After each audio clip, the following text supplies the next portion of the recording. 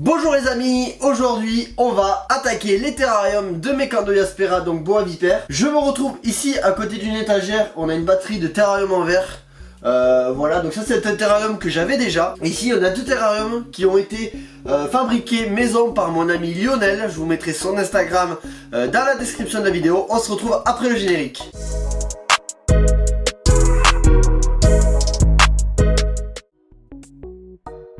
Donc comme je vous disais, aujourd'hui on va se retrouver au niveau de ma nouvelle batterie de terrarium en verre pour Mecandoyaspera. Il y aura ici ma femelle, mon mâle et une autre femelle juste sur celui-là.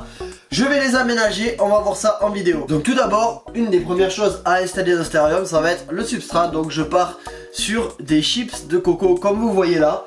On va utiliser là une brique par terrarium, ça sera largement suffisant. Ensuite on viendra y mettre le décor, la gamelle d'eau, etc., etc. Vous suivrez ça en même temps. Donc la mise en place du substrat chips de coco sur le premier terrarium est terminée. On va maintenant faire le second terrarium qui est juste en dessous. Donc ça y est, je viens de terminer le second terrarium. Donc vous voyez, le chips de coco est mis en place. Maintenant on va commencer à mettre quelques branches, un peu de déco, une ou deux cachettes, une gamelle d'eau et on mettra les animaux ensuite dedans.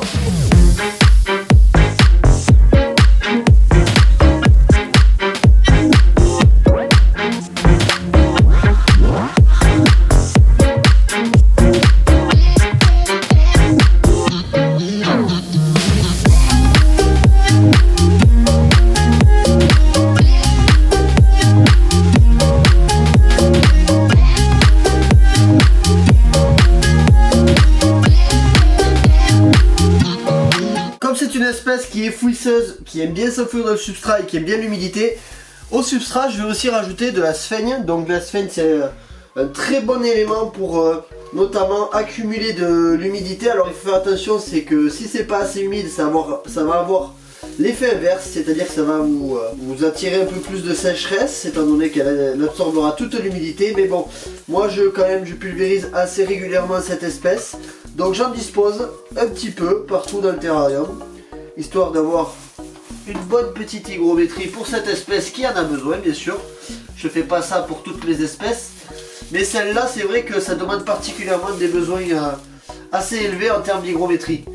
Après, il faut pas confondre hygrométrie et submerger l'eau, le terrarium, ça c'est deux choses bien différentes, donc il faut y faire attention. Ensuite, à ça, je vais venir rajouter pour l'esthétique quelques feuilles. Ça c'est plus pour moi parce que les Candoyaspera, personnellement les feuilles ils s'en foutent un peu pas mal.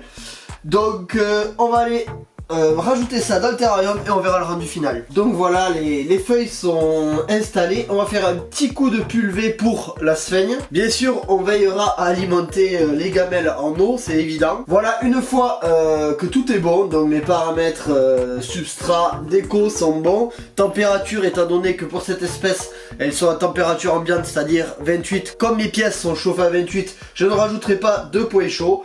On va maintenant les mettre en terrarium.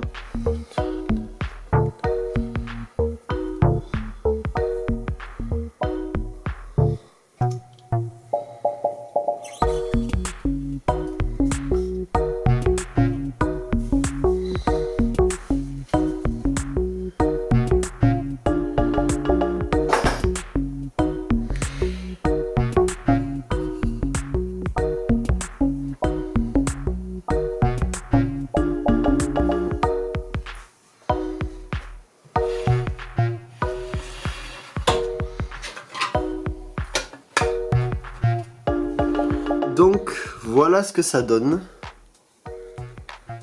pour ma batterie. Donc on a le mâle qui est juste là en train de prendre possession des lieux. Et juste ici on a la petite femelle issue de ma reproduction. Et un peu plus haut, une autre de mes femelles qui est en train de prendre son bain. Donc voilà. Je suis assez content du résultat. Dites-moi vous en commentaire ce que vous pensez des terrariums, s'ils sont bien décorés ou autre. Et au passage, désolé pour les couleurs, mais à travers la vitre c'est pas ouf. Donc je vous montre Jabba qui est au point chaud, juste pour vous donner de ses nouvelles. Voilà les amis, on arrive à la fin de cette vidéo. où j'installe mes Candoya Aspera dans cette batterie de terrarium. J'espère qu'elle vous aura plu. N'hésitez pas à me dire dans les commentaires ce que vous pensez de ces terrariums.